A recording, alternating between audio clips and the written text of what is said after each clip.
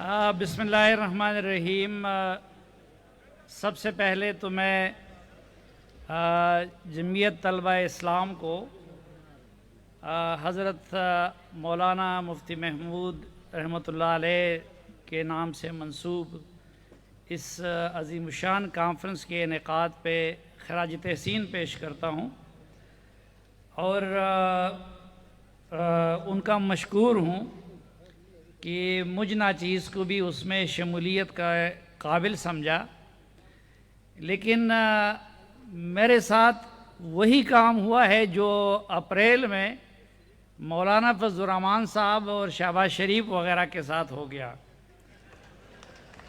یہ لوگ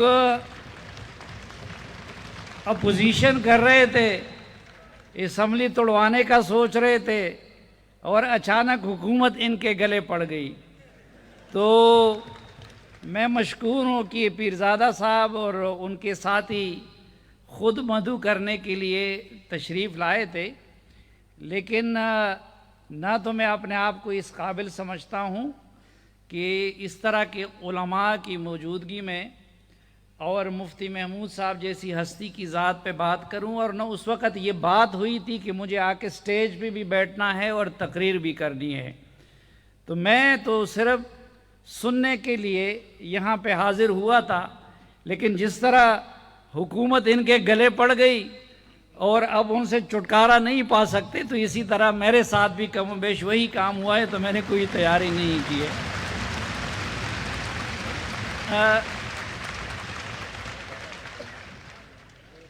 بات یہاں پہ آج دو شخصیات کی ہوئی، ایک اور ہم نے اس کا مظاہرہ بھی دیکھا، خصوصاً دو شخصیات کا ذکر زیادہ ہوا، ایک حضرت مفتی محمود صاحب کا اور ایک باچا خان کا۔ اور میں سمجھتا ہوں کہ کچھ تو لوگوں نے اس حقیقت کو تسلیم کیا، لیکن آنے والا وقت مزید اس بات کو ثابت کرے گا کہ یہ دونوں شخصیات اور بالخصوص حضرت مفتی محمود صاحب اس قوم کے نہیں بلکہ اس ریجن کے محسن تھے، اور کیونکہ یہ وہ لوگ تھے کہ مفتی محمود صاحب نے پورے بر صغیر کے لوگوں کو سامراج سے مقابلے کا درس دیا، سامراج کو نکال کے دکھا بھی دیا، لیکن انہوں نے تشدد کا راستہ نہیں اپنایا اور نہ اپنے پیروکاروں کو اس کا درس دیا۔ اور یہی کام پختونوں کی حد تک باچا خان نے کیا، اور اگر وہ پرامن جدوجہد کی اور آئینی جدوجہد کی اور ایک عزیمت والے لیکن مظلومانہ جدوجہد کا راستہ مذہبی طبقے کو نہ دکھاتے، تو آج جذبات سے بھرپور یہ نوجوان یہاں بیٹھ کے آئین کی بالادستی کی بات نہ کرتے، بلکہ خدا نخواستہ یہ بھی کہیں پہاڑوں میں بندوق اٹھائے مرنے اور مارنے کی بات کر رہے ہوتے۔ تو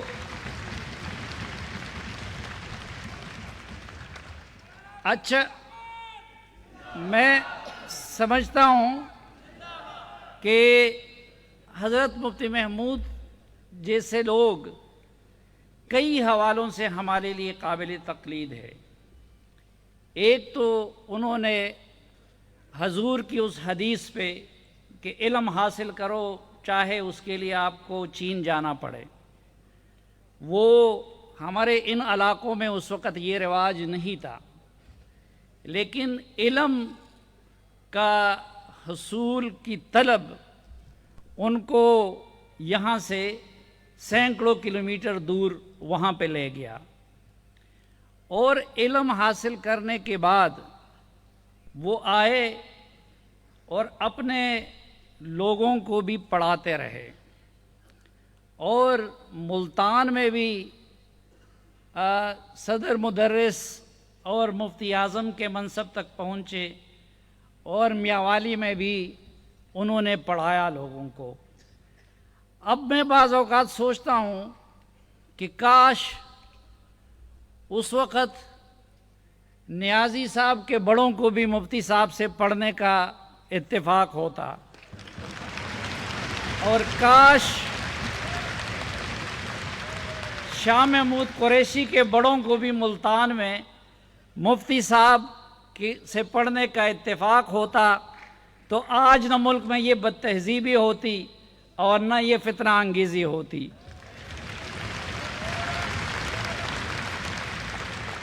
کیونکہ جن لوگوں نے ان سے پڑھا تو وہ استطاعت رکھنے کے باوجود وہ بد تہذیبی نہیں کر رہے ہیں، وہ قانون ہاتھ میں نہیں لے رہے ہیں۔ اور میں اکثر جب وہ لوگ ڈراتے دھمکاتے ہیں، مجھے تو کافی عرصہ تجربہ ان کو ہوا ہے، تو مولانا صاحب تو ان کے لیے دوسرے الفاظ استعمال کرتے ہیں، لیکن میں ان کو کہتا ہوں کہ خدا کے بندو، اس ملک کو آئین اور قانون کے رستے سے نہ ہٹاؤ، دونس کے ذریعے اور دھرنوں کے ذریعے اور گالم گلوچ کے ذریعے اپنے فیصلے کو نہ منواؤ۔ اگر ایک مرتبہ آپ لوگوں نے یہ رستہ کھول دیا تو پھر آپ کے پاس صرف گالیاں دینے والے ہیں، لیکن مولانا فضل الرحمان اور مفتی محمود کے پیروکار گولی بھی کھا سکتے ہیں اور گولی بھی چلا سکتے ہیں۔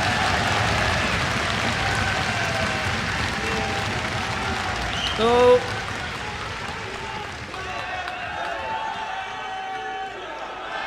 دوسرا، میں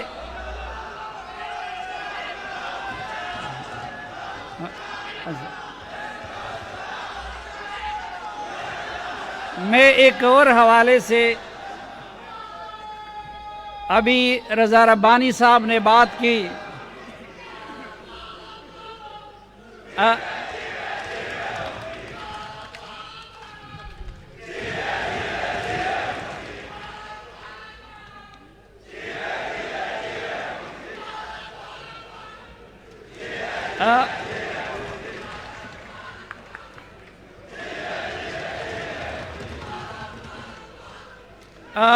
میں ایک دوسری بات کہ مفتی محمود رحمۃ اللہ علیہ نے ہمارے دینی طبقے کو وسعت نظر کا اور اجتہادی ذہن کا درس بھی دیا اور رستہ بھی دکھا دیا۔ آج اگر بریلوی مسلک کے شاہ احمد نورانی وہ دیوبندی مسلک کے مولانا فضل الرحمان صاحب کے ساتھ بیٹھے ہوئے ہیں، بلکہ ان کے دستراز بنے ہوئے ہیں، تو میں سمجھتا ہوں کہ اس وسعت قلبی کی بنیادیں بھی انہوں نے رکھی تھی، اور جس کو مولانا فضل الرحمان صاحب اور ان کے جانشین آگے لے کے بڑھ رہے ہیں۔ اور اجتہادی ذہن کی بنیاد، پہلے ہم لوگ تو بڑی آسانی کے ساتھ کہہ دیتے ہیں کہ جی وہ پاکستان بننے کے مخالف تھے، اور ایک فقرہ ہم نے ان کے ہاں باندھ لیے کہ جی انہوں نے یہ کہا تھا کہ ہم پاکستان بننے کے گناہ میں شریک نہیں تھے، لیکن تفصیل کوئی نہیں بیان کرتا کہ بھائی وہ مسلمانوں کی بلائی چاہتے تھے، اس کی تفصیل کوئی نہیں بیان کرتا کہ اس سے پہلے یہ بھی طے ہوا تھا کہ 45% ہندوؤں کے پاس ہوگا اور 45% مسلمانوں کے پاس ہوگا۔ یہ بھی نہیں بیان کرتے کہ اس وقت صوبے کتنے تھے اور اس میں صوبائی خود مختاری کی انہوں نے کیسی بات کی تھی۔ لیکن جب ایک پاکستان بن گیا تو انہوں نے پھر روایتی طرح یہ نہیں کہا کہ اب میری بات نہیں مانی گئی تو میں زیادہ خطرناک بن جاؤں گا، بلکہ مفتی محمود صاحب نے پھر اس پاکستان کو مسجد اور مدرسے جیسے نہ صرف مقدس جانا بلکہ اس پاکستان کے سب سے بڑے محسنوں میں یہ شمار ہوئے کہ وہ اس پاکستان کو آئین دینے والوں میں شامل ہے۔ آج وہ سامنے بیٹھا ہوا سندھی، وہ سامنے بیٹھا ہوا بلوچ، وہ سامنے بیٹھا ہوا پنجابی، میرا اور آپ کا یا میرے اور فوجی کا یا میرے اور کسی اور طبقے کے درمیان اگر کوئی میثاق ہے تو وہ کیا چیز ہے؟ وہ یہی آئین پاکستان ہے۔ تو پاکستان کے سب سے بڑے معمار تو وہ لوگ ثابت ہوئے کہ جنہوں نے پاکستان کو یہ متفقہ آئین دیا، اور یہ رضا ربانی صاحب نے بھی آپ کو بتایا، اور نوابزادہ نصر اللہ صاحب جیسے لوگ بھی ان چیزوں کی گواہی دے چکے ہیں کہ نہ صرف اس میں سب سے زیادہ کنٹریبیوشن جن لوگوں کی تھی اس میں مفتی محمود صاحب شامل تھے، بلکہ اس میں اسلامی دفعات ڈالنے میں اور اس کا ایک اسلامی شکل بنانے میں بھی ان کی کنٹریبیوشن وہ کسی بھی دوسرے شریک مجلس سے زیادہ تھی۔ تو اس لحاظ سے آج بھی اگر اس ملک کو ایک رکھا ہوا ہے تو وہ ہتھیاروں نے نہیں رکھا ہوا ہے، وہ کسی اور نے نہیں رکھا ہوا ہے، وہ اس آئین نے ایک رکھا ہوا ہے، اور وہ آئین دینے والوں میں وہ شامل تھے۔ میری یہ زندگی میں ایک حسرت رہی کہ جب میں صحافت میں آیا تو بدقسمتی سے حضرت مولانا مفتی محمود صاحب بھی رحلت کر چکے تھے، اور جناب محترم باچا خان صاحب بھی رحلت کر چکے تھے، اور اس سے بڑی بدقسمتی میری یہ تھی کہ اس وقت سیاست میں عمران خان بھی آ چکے تھے۔ تو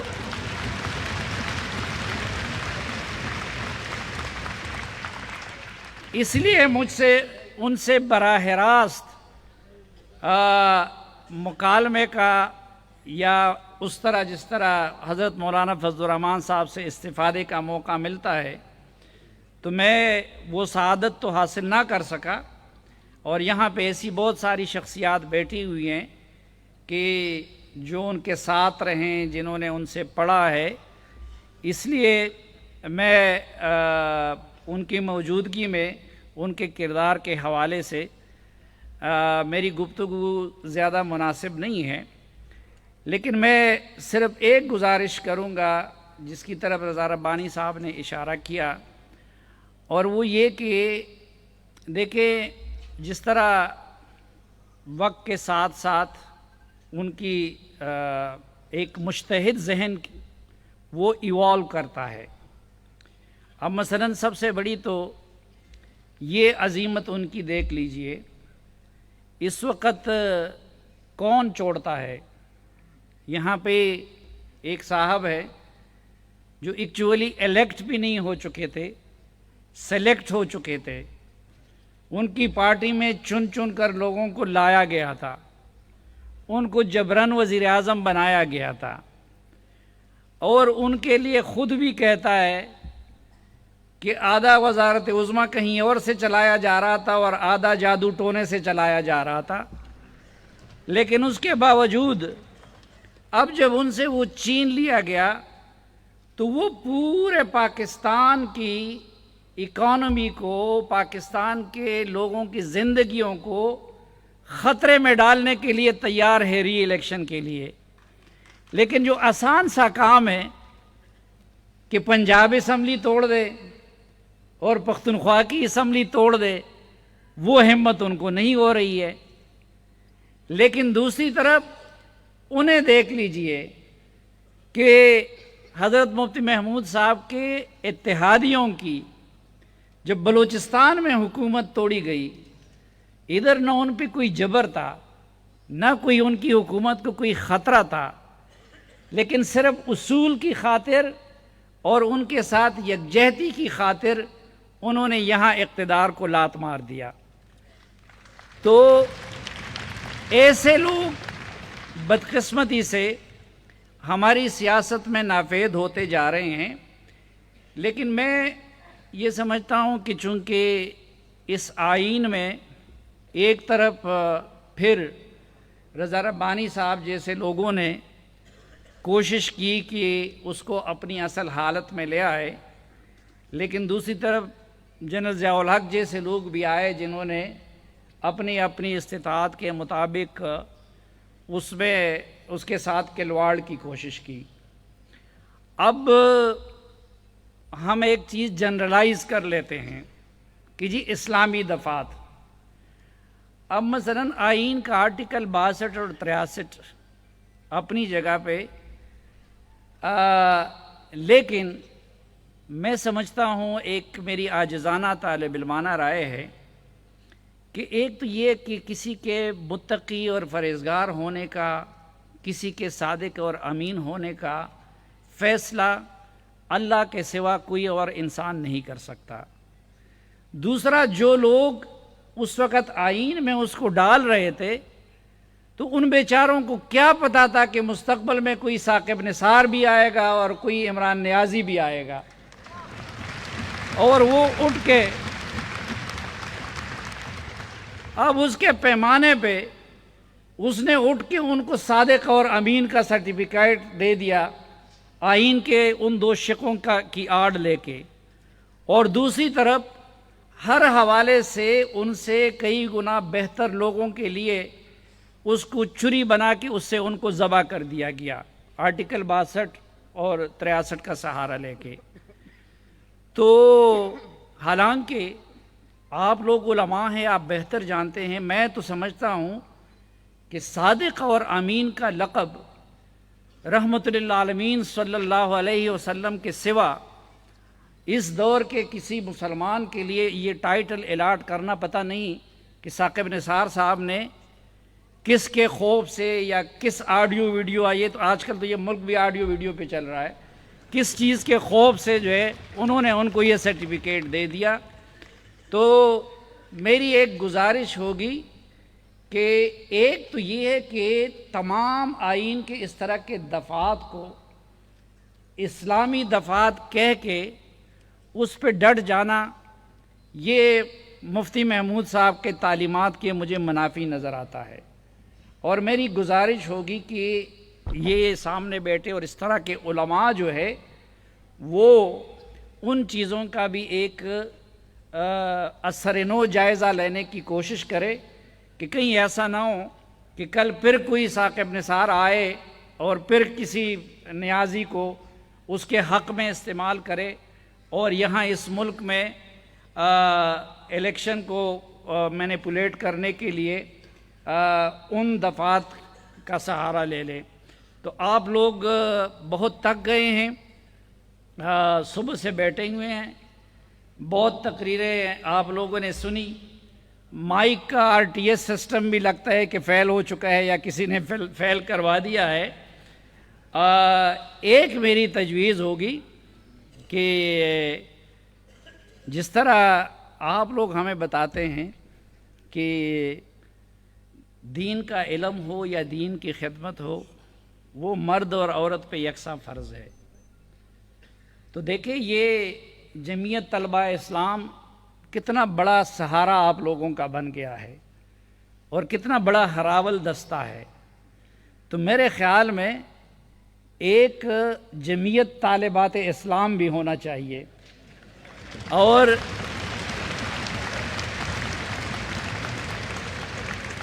کیونکہ ان کو خوش ہونا چاہیے، کیونکہ وہ